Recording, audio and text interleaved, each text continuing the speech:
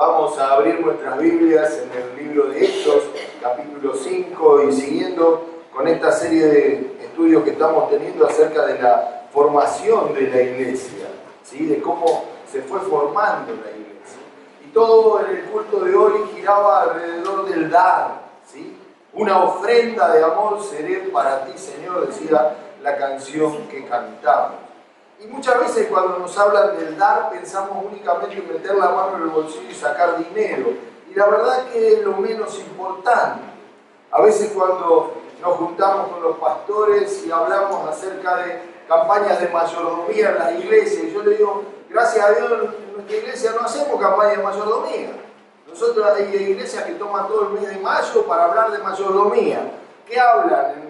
La campaña de mayordomía, incentivan a la gente a dar, a comprometerse a dar. Esta iglesia es una iglesia generosa y por eso el Señor la bendice. Esta iglesia utiliza la plata que el Señor le da en beneficio de otras congregaciones, de otras obras misioneras, y por eso la mano del Señor no se ha cortado con la iglesia. Esto no significa que pueden dejar de dar, no, porque lamentablemente muchas cosas se solucionan solamente con dinero. Pero hay cosas más importantes para dar. Dar nuestro tiempo, dar nuestros dones, dar nuestra forma de vivir, dar nuestra vida en una entrega sincera y completa a Dios. No dar a Dios lo que podemos mostrar que damos, sino dar a Dios aquello que no mostramos que damos, que es lo que está muy adentro nuestro. Y es eso que solamente nosotros sabemos si se lo hemos dado o no se lo hemos dado jamás en nuestra vida a Dios, ¿sí?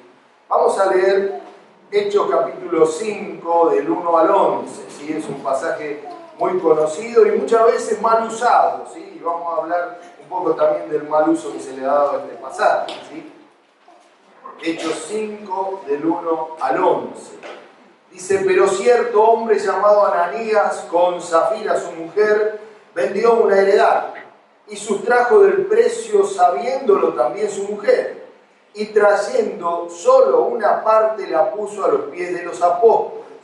Y dijo Pedro, Ananías, ¿por qué llenó Satanás tu corazón para que mintieses al Espíritu Santo y sustrajeses del precio de la heredad?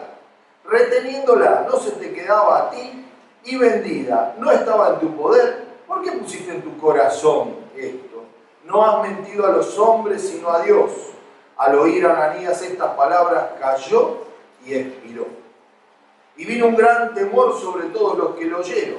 Y levantándose los jóvenes, lo envolvieron y sacándolo lo sepultaron.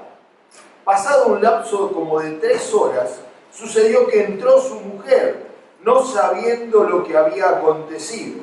Entonces Pedro le dijo, dime, ¿vendiste en tanto la heredad? Y ella dijo, sí, en tanto. Y Pedro le dijo, ¿por qué convenisteis en tentar al Espíritu del Señor? He aquí a la puerta los pies de los que han sepultado a tu marido y te sacarán a ti. Al instante ella cayó a los pies de él y expiró. Y cuando entraron los jóvenes la hallaron muerta y la sacaron y la sepultaron junto a su marido. Y vino gran temor sobre toda la iglesia y sobre todos los que oyeron estas palabras. Menudo trabajo que tuvieron los jóvenes ese día, se la pasaron enterrando gente.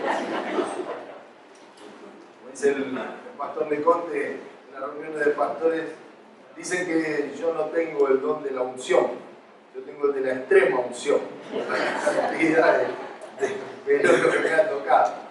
Bueno, ¿ustedes saben que se ha hecho doctrina de este pasaje para sacarle plata a la gente? Se ha hecho doctrina.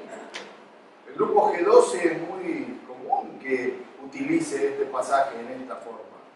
Mire, usted debe ofrendar, porque si no, y si le pasa algo, y si se le enferman los chicos, ¿sí? Se los manipula para sacar dinero a la gente. Y esto es un pecado mortal. Esto es un pecado mortal, porque Dios lo que castiga en este pasaje no es que ellos hayan retenido parte del dinero, sino la intención del corazón, que es absolutamente algo distinto y algo muchísimo más profundo. Pero bueno, ahora lo vamos a analizar. Yo les quiero dejar la pregunta de qué estás dispuesto a darle a Dios, o qué le das de tu vida a Dios, ¿sí? Y no pienses en dinero, olvídate del dinero, sacalo de tu cabeza en este momento. ¿Qué le das a Dios? Si nosotros leemos unos versículos más atrás, vamos a ver que dice el pasaje: y los que habían creído eran de un corazón y un alma. Estaban unánimes juntos y todos tenían en común todas las cosas. Se había llegado a una situación tal donde los hermanos amaban estar unidos juntos y nadie quería estar por encima de nadie. Era tal la unidad del espíritu que no les importaba ser más que nadie. Elegían tener las cosas en común por elección propia y no porque alguien se los hubiera puesto. Ya no les importaba el estatus social. Yo soy más o menos que nadie. Porque Cristo había cambiado tan profundamente su corazón que lo que importaba estaba dentro de la congregación. No les importaba su futuro porque lo tenían asegurado en la presencia mismo de Dios. Era un sistema administrativo ejemplar el que estaba viviendo la iglesia primitiva, pero lamentablemente llegó a su fin. Llegó a su fin, no duró mucho. ¿Por qué no duró mucho? Por dos razones fundamentales. Primero, se llenó la iglesia de lobos rapaces que entraron y vieron en esto una posibilidad de ganancia y de manejar dinero ajeno. ¿Pasa en nuestros días? Por supuesto que pasa. Por supuesto que pasa. Escuche la propaganda de la Iglesia Universal, vamos a decirlo con nombre y apellido, porque no, esto es así. Compre el aceite, tome el agua, traiga el pedacito, lleve la roca, pero todo vale plata. No es que vaya a darle el aceite, la roca o el agua. Tiene que poner plata. ¿Sí?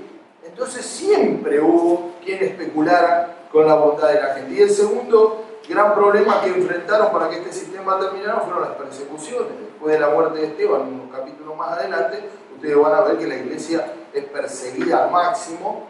Y bueno, y tal vez esta sea una medida extrema de Dios para que dejaran de ser un pequeño pueblo muy feliz y los desparramara y llevaran el evangelio, que esta era la visión de Dios para la iglesia.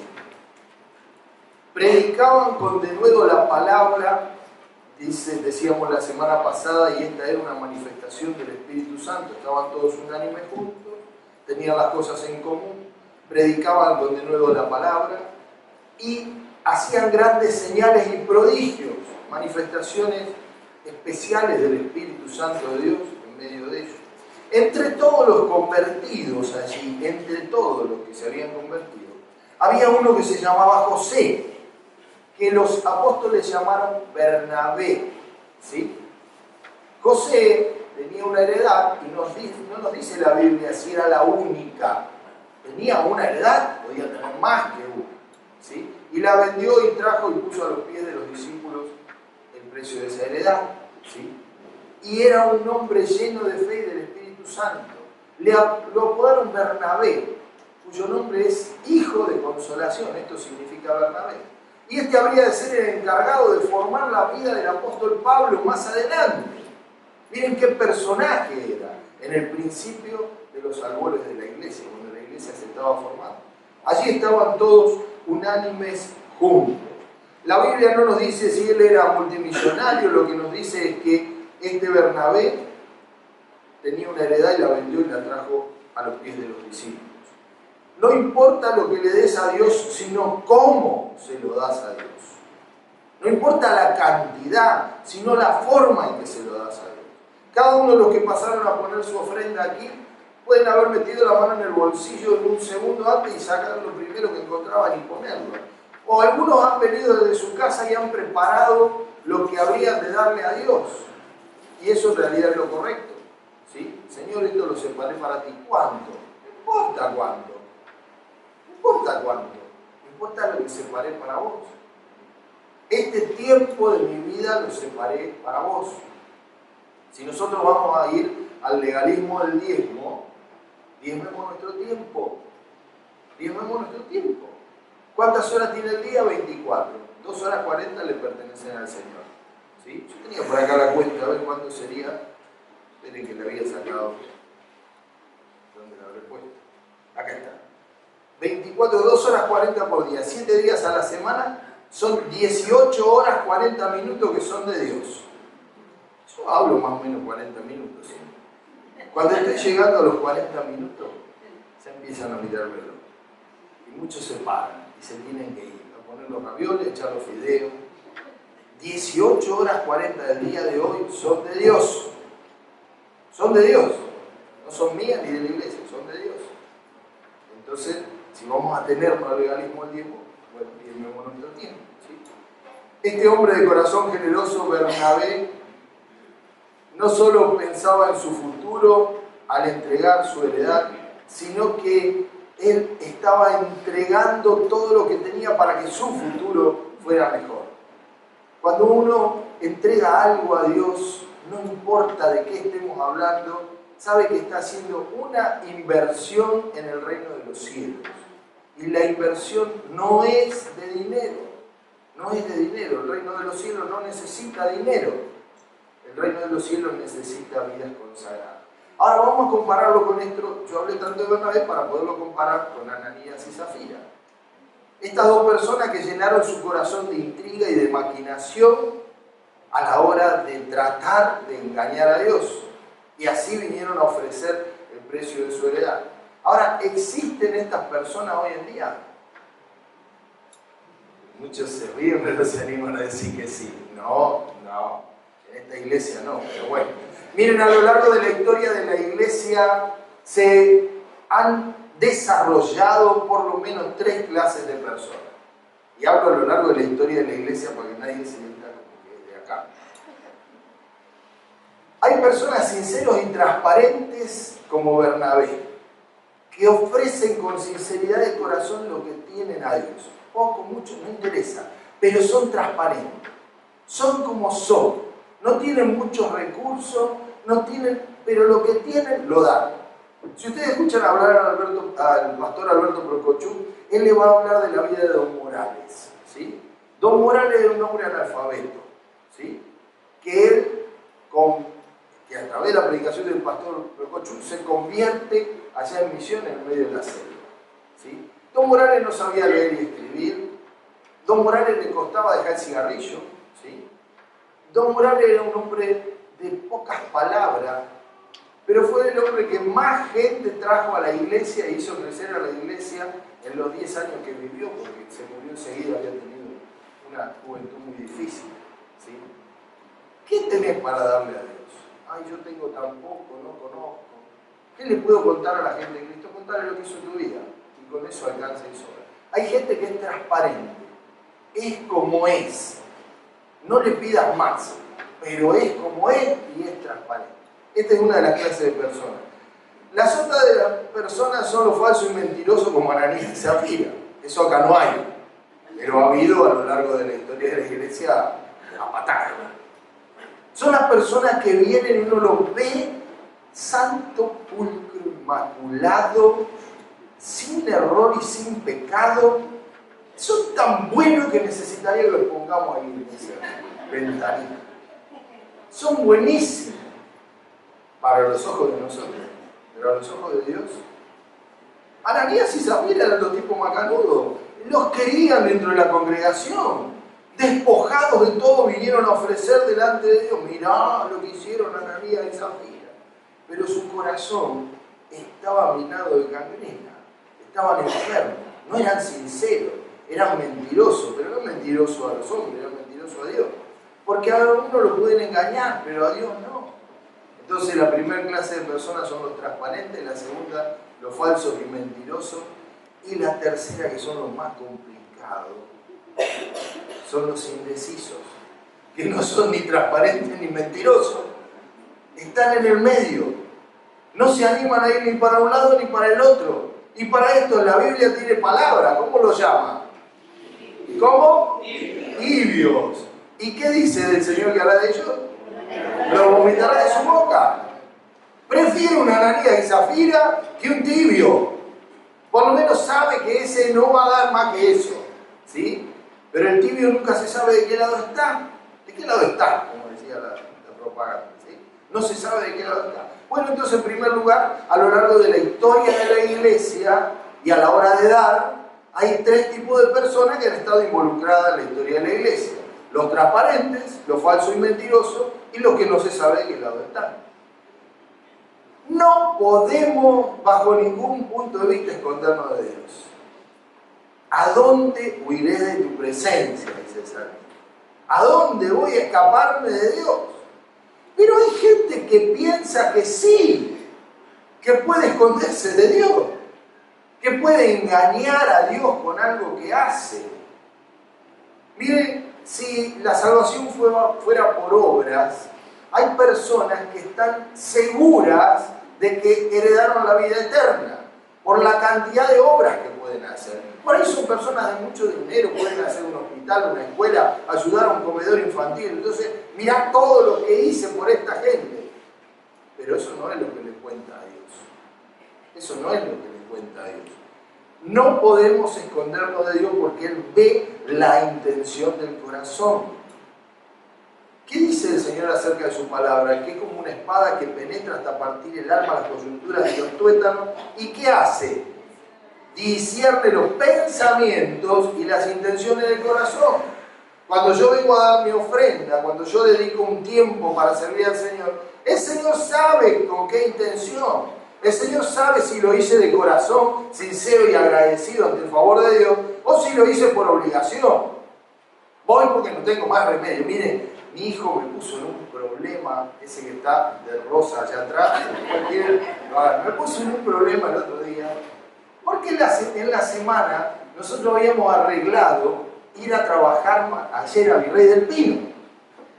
La verdad, yo le voy a abrir mi corazón, yo no pensé que iba a ganar Argentina el martes. Entonces dije, el sábado vamos a trabajar. Ganó Argentina el martes. Y se creó un problema.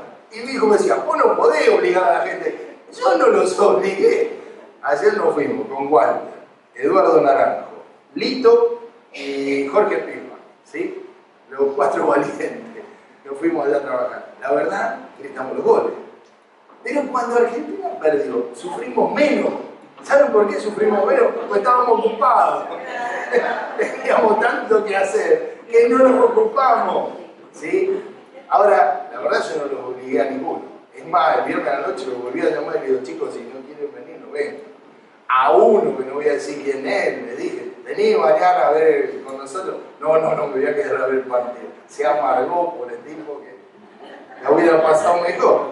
Pero bueno, miren, no hay puertas cerradas o rincones ocultos en nuestro corazón para el Espíritu Santo de Dios. No podemos esconder nuestras intenciones de Dios. Dios sabe cuando algo lo hacemos por obligación o Dios sabe cuando algo lo hacemos de corazón. La definición de adoración, de la palabra adoración es la expresión de un corazón agradecido ante el favor de Dios.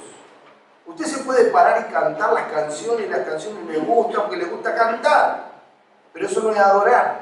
Adorar es derramar su corazón en la presencia de Dios.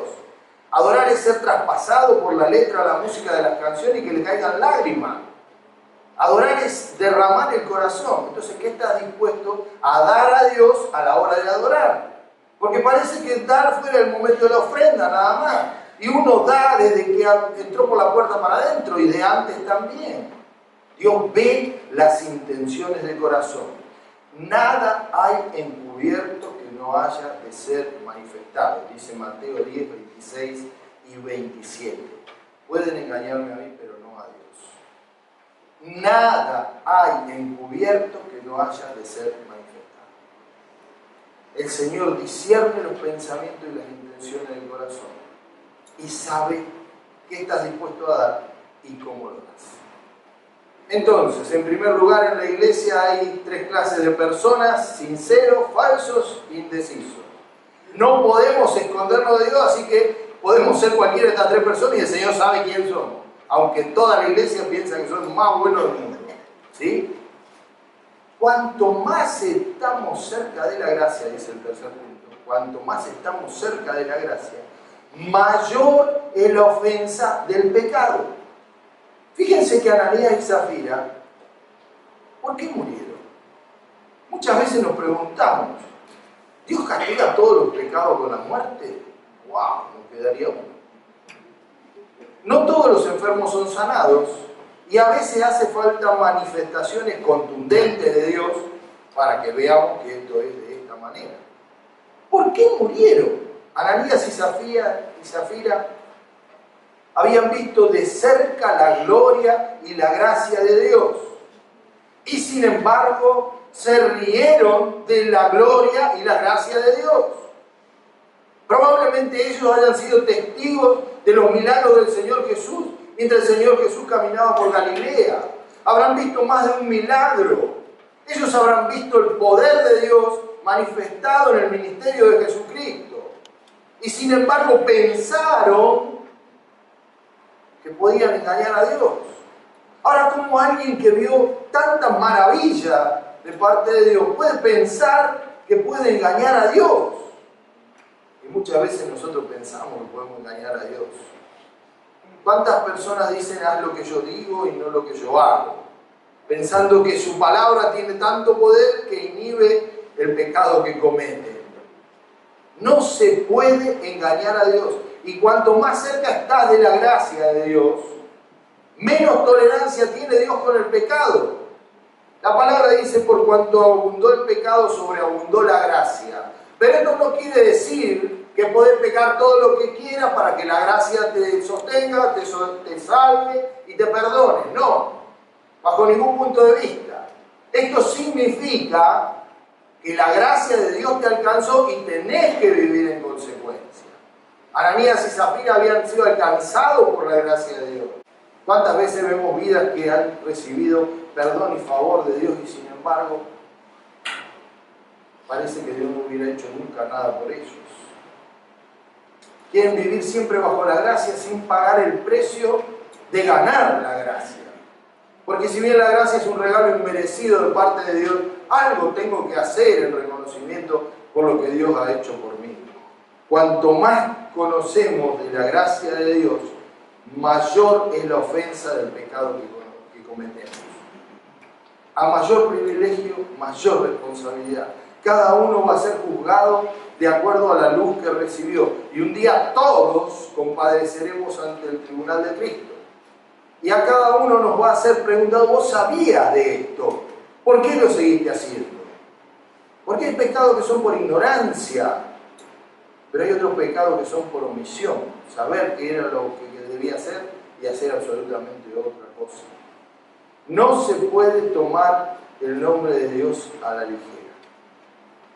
A mí me enferma cuando la gente empieza, ¡ay Dios! ¡Por Dios! Y dale Dios. Y lo nombra como si fuera un juguete. Y no es así. No se puede tomar el nombre de Dios a la ligera. Y muchas veces los creyentes toman el nombre de Dios a la ligera cuando creen que tienen una licencia especial para pecar. Ah, no, como yo soy el grupo de adoración, tengo una licencia especial de Dios para mandarme alguna macanita. No, al contrario. Cuanto más gracia recibís, más gracia tenés que dar y más lejos del pecado tenés que estar. Entonces siguen existiendo estas tres personas, los sinceros, los falsos y los indecisos. No podemos escondernos de Dios y cuanto más cerca estemos de la gracia, mayor es la ofensa por el pecado. Ananías y Zafira pensaban que Dios era un Dios misericordioso. ¿Saben qué significa el nombre Ananías? Ananías significa Dios es misericordioso. Eso significa Ananías. Entonces el tipo, haciendo honor a su nombre, dijo, Dios es misericordioso, no va a pasar nada. Apeló a la misericordia. No le importaba ofender a Dios o tratar de engañar a Dios. Apelaba a la misericordia. El temor es parte de la adoración. Dice que después de que estos dos murieron, hubo gran temor entre el pueblo. Pero lejos de alejarse de la iglesia, pues podían haber dicho, no, ahí no vaya, ahí te mató una macana y te morís. No te acerques a este grupo. No, lejos de eso, la iglesia creció aún más, mucho más. En vez de asustar a la iglesia, el temor la hizo crecer y desarrollarse más. Fíjense qué increíble.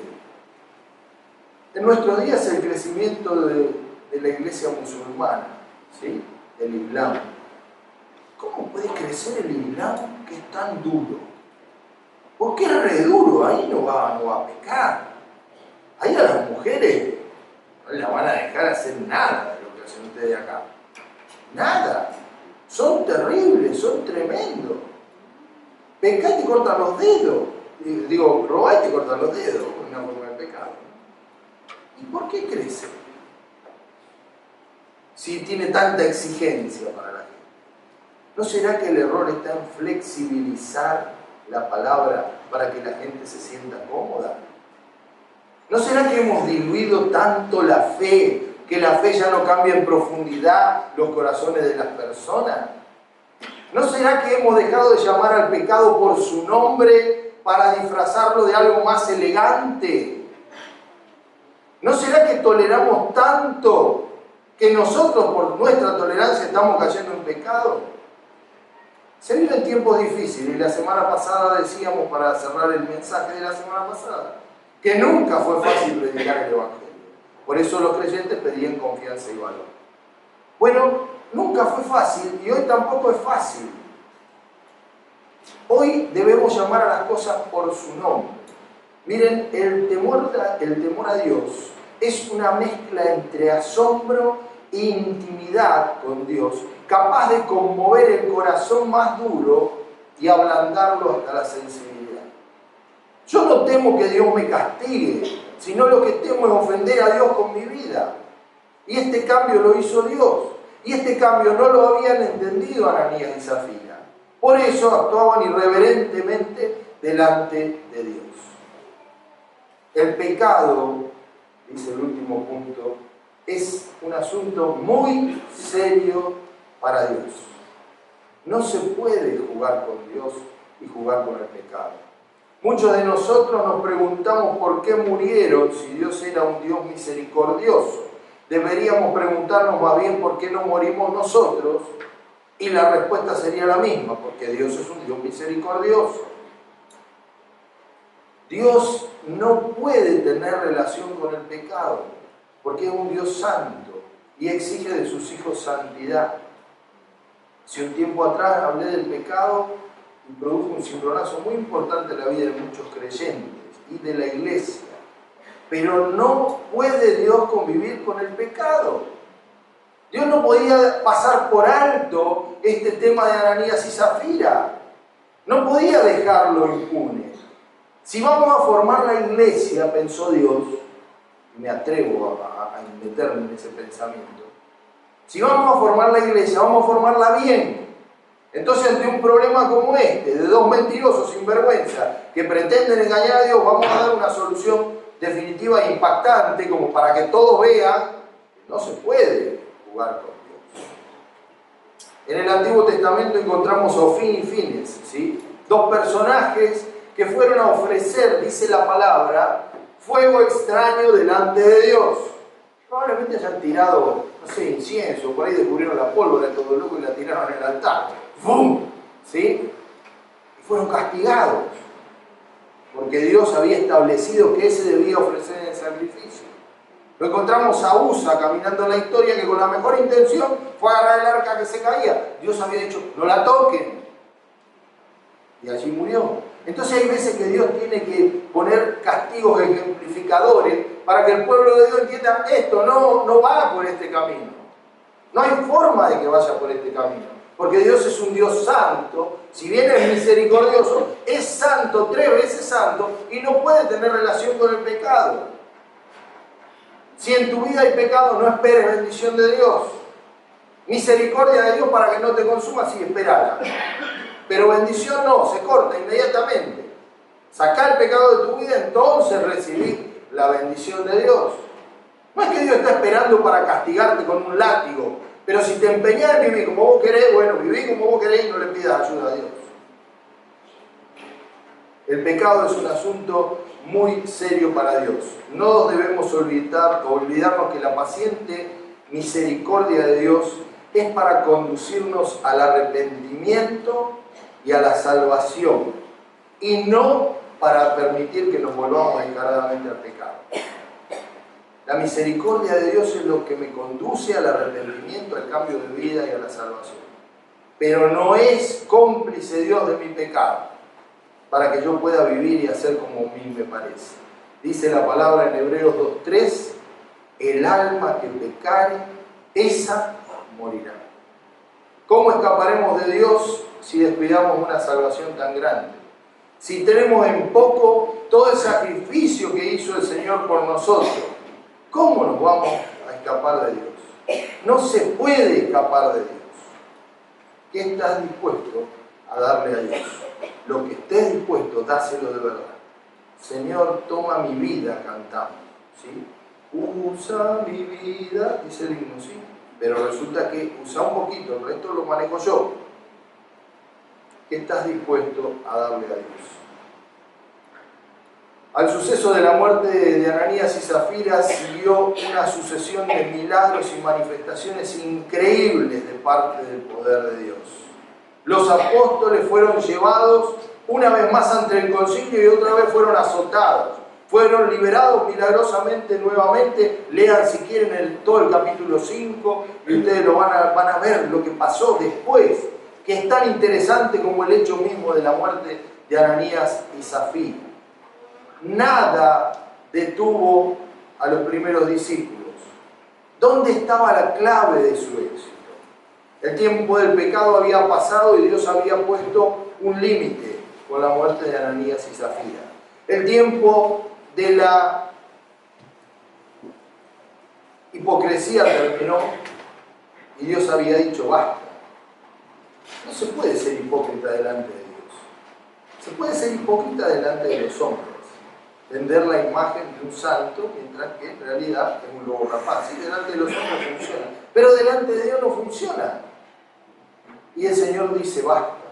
El tiempo de la doble vida, dijo el Señor en este pasaje, llegó a su fin. No espero que me den nada, no quiero que vendan su heredad, no quiero que traigan nada, dijo Dios. Pero lo que traigan, tráiganlo de corazón. No me quieran engañar. No me den lo que les sobra. Denme aquello que han dispuesto en su corazón para darme. Cada uno estaba dispuesto a darle a Dios con sinceridad de corazón. Dios te conoce. Yo te pregunto, ¿qué estás dispuesto a darle a Dios hoy? Y hacerte una mirada interna y decir, bueno, Señor, yo te voy a dar esta parte de mi vida que todavía la manejo yo. Y el Señor con eso puede hacer cosas maravillosas. En el siglo IV apareció un personaje en la historia que se llamaba Telémaco, ¿sí? ¿Quién era Telémaco? Telémaco era un monje, ¿sí? Un monje que vivía en el desierto. Un día Telémaco viajó a Roma, ¿sí? Y claro, cuando llegaba a Roma la atracción principal era el Coliseo romano. Ya para el siglo IV los cristianos habían dejado de ser comida de los leones. Ya no, esto era una aberración, entonces los cristianos no eran comida de los leones. Pero en el circo romano seguían los juegos de la muerte. ¿Cuáles eran los juegos de la muerte? Eran dos gladiadores que peleaban hasta que no morían. Era a muerte, ¿sí? Y allí la multitud gritaba desde las gradas y alentaba a su paladín. Y había uno, los que vieron la película Gladiador, lo habrán visto que este loco mataba a todo y era avivado por la multitud y todos lo aplaudían porque era el más osado y el más valiente. Aparece Telémaco, este monje que venía de visita y lo llevaron al circo romano, ¿sí? Esto es como cuando ustedes van a España y lo llevan a la plaza de toros. Nosotros no entendemos nada, pobre bicho, porque lo matan. En vez de vivar al torero estamos todos, ¿sí? Porque nos da pena el pobre animal. Bueno, allí estaba Telémaco en medio de esta multitud y resulta que no aguantó más, entonces saltó de las gradas a la arena y se puso en el medio de los gladiadores para impedir que se mataran. Esto es historia, no es un cuento, es historia. ¿Saben qué hizo la multitud al ver el arrojo de Telémaco para tratar de separar a los gladiadores? Le dijeron a los gladiadores que se corran y lo apedrearon. Lo apedrearon a Telémaco hasta matarlo, porque se había metido a interrumpir el espectáculo. Esto llegó a oídos del emperador Honorio, ¿sí? Que por entonces era el emperador de Roma. Y al ver el arrojo y la decisión de Telémaco por impedir la matanza de los gladiadores, el emperador Honorio terminó ese día con los Juegos de la Muerte. Allí está el fin de los Juegos de la Muerte. Esto, por lo menos en forma legal, entre dos gladiadores que peleaban a muerte. ¿Valió la pena la vida de Telémaco? Claro que valió la pena. Ahora, ¿qué estaba dispuesto a dar Telémaco? Su propia vida. No le importó. Cuando él se tiró a la arena, él sabía que las consecuencias podían ser nefastas. Y sin embargo no le importó. ¿Qué estuvo dispuesto a dar Cristo por vos? Su vida. Y no le importó. No lo estimó como un bien precioso por salvar tu vida. Ahora yo te pregunto, ¿qué estás dispuesto a dar a Dios? No juegues con el pecado. Sea agradecido con las oportunidades que Dios te da. Dios te da una y otra vez. No juegues con el pecado, porque ofende el nombre de Dios. Estás siendo un mal agradecido con Dios cuando te dan tantas oportunidades y tenés en poco lo que Dios hace. Cuando vayas a dar algo, dalo de corazón. Decir, Señor, esto es para vos. Mi tiempo, mis recursos, lo que sea. A Dios no lo puede engañar. A mí sí, a la iglesia sí, a todo el mundo sí, pero a Dios no. Entonces, valorá lo que Dios hizo por vos. Se entregó a sí mismo por amor a vos. Dice Romanos 5:8 que Dios muestra su amor para con nosotros en que siendo aún pecadores, Cristo murió por nosotros. Nosotros pecadores, sin embargo, Cristo murió por nosotros. ¿Qué estás dispuesto a darle a Dios? Vamos a orar. Vamos a pasar unos momentos antes de participar de la cena del Señor. Unos momentos donde puedas poner tu vida en las manos del Señor. Y decirle, Señor, la verdad esto lo estuve manejando yo. Quiero dártelo en este momento. Quiero dejarlo en tus manos. Pero con sinceridad y corazón, decirle aquello que querés dejar en sus manos. Vamos a pasar un momento de oración silenciosa antes de participar de la cena del Señor.